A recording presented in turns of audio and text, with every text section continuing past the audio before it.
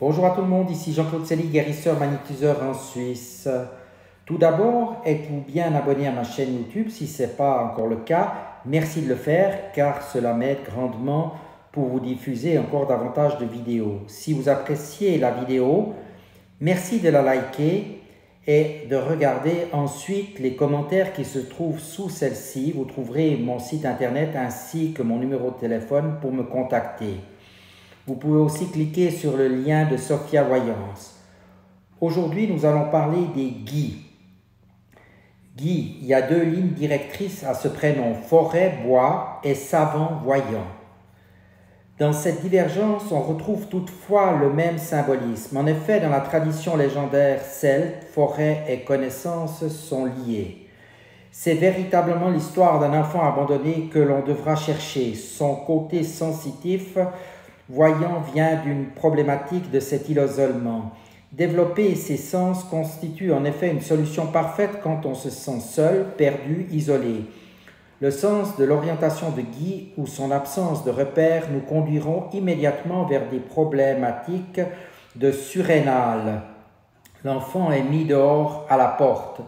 Le transposé sera un besoin de sécurité et c'est dans des programmes de protection que l'on retrouvera des leucémies ou des pathologies de ganglions. Guy se sentira étranger dans sa famille et il aura tendance à vouloir échapper aux situations difficiles sans jamais oser les affronter directement. Dans cette généalogie, on retrouvera une mauvaise action ayant fort probablement conduit un ancêtre devant les tribunaux. C'est pour cela que Guy déclarera le plus souvent forfait. De plus, son sentiment permanent d'être jugé le conduira vers un désir de savoir, d'apprendre, mais cette quête restera dans l'intellect et Guy ne pourra accéder à la connaissance et à la sagesse tant qu'il manquera de discernement. En grande difficulté pour choisir et se séparer, il s'enfermera dans une incapacité à juger les événements et dans une frustration. Son point faible sur le plan physique sera des troubles de goût et de la déglutition et son angoisse majeure sera de perdre la raison. C'est peut-être pour cela que dans la tradition, on évoque Saint Guy contre les maladies nerveuses. Des antécédents de spasmophilie sont à mettre en rapport avec des mémoires d'accouchement difficiles. On pourra rechercher des pathologies visuelles dans des antécédents familiaux comme des décollements de la rétine ou des glaucomes. Sa relation au père sera difficile d'autant que l'on recherchera l'enfant mis dehors. Des mémoires de changement de religion et de culte nous conduiront sur les traces de la maladie de Horton. Guy sera également à surveiller sur le plan articulaire et principalement au niveau des mains. Au niveau du langage des oiseaux, Guy cherchera constamment à réunir le clan familial déchiré et malgré son désir de quitter la maison, il sera rattrapé par son désir d'unir le foyer. Cette double contrainte le mettra dans un immobilisme. Il perdra ses forces à essayer d'être un homme bien et sa vie relationnelle sera fondée sur son image sociale. Maintenant, nous allons tirer 3 cartes pour l'orientation divine, l'énergie et les possibilités. L'orientation divine.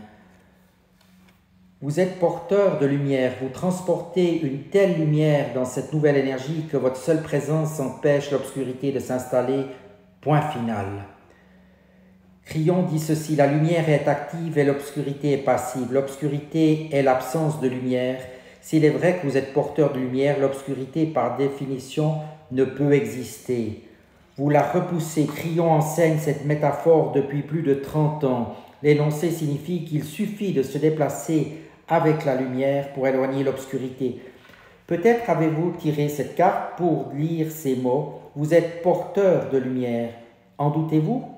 Cette condition est visible par un grand nombre de personnes qui vous entourent, très chères, alors que souvent vous-même ne la voyez pas. Les guérisseurs éprouvent de la difficulté à se guérir eux-mêmes. Les voyants sont incapables de lire leur propre avenir. Les humains dans leur ensemble ne voient pas leur propre lumière. Laissez cette carte l'affirmer, nous la voyons, vous êtes porteur de lumière. Faites-la resplendir tant et si bien que la réaction des gens qui vous entourent vous la révélera.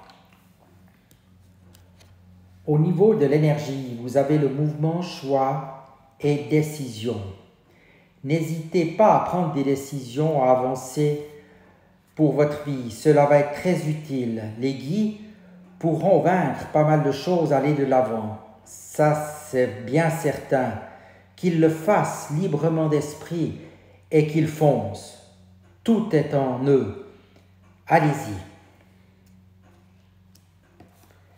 Et enfin, au niveau des possibilités, au niveau des symboles, les symboles sont le langage de l'univers, de notre subconscient, de l'inconscient collectif. À mesure que vous avancez sur votre chemin de vie, chaque chose que vous remarquez est un signe que vous envoie votre être supérieur pour guérir, harmoniser et savourer votre vie.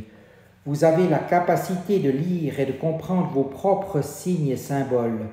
C'est votre langage secret, votre sage guidance qui vous oriente à travers vos rêves et vos désirs.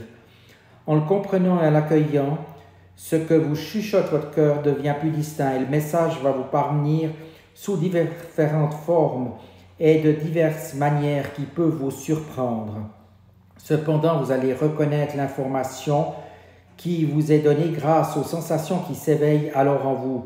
Cela peut ressembler à des picotements ou à une certitude que vous ne pouvez pas expliquer ou à un sentiment de savoir quelque chose que vous ne comprenez pas encore à ce moment-là, mais pourtant, cela a du sens pour vous. Je crois que maintenant tout est dit pour les guides. Il suffit qu'ils se laissent aller et ils iront de l'avant, et bien de l'avant. Je vous remercie de votre attention et vous dis à tout bientôt.